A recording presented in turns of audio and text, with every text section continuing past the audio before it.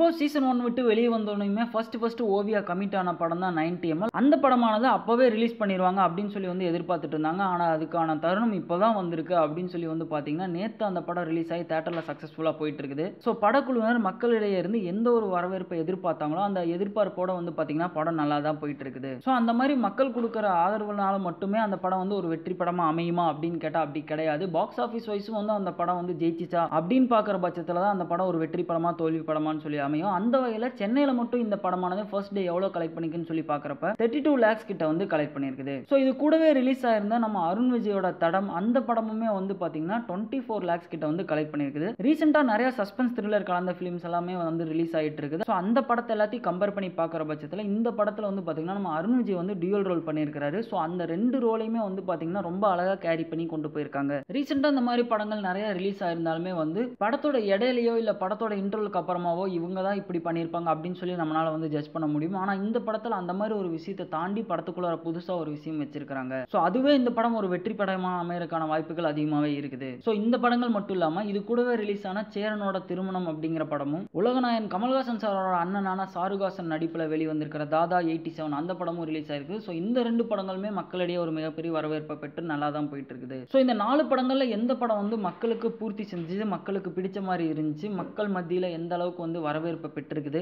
இதை தாண்டி படம் வந்து பாக்ஸ் ஆஃபீஸ் வைஸ் ஒரு வெற்றி படமா அமையுமா அப்படின்னு கேட்குற பட்சத்தில் இன்னும் ஒரு 2-3 days போகும்போது தான் சொல்ல முடியும். Like, share and subscribe to V Talkies.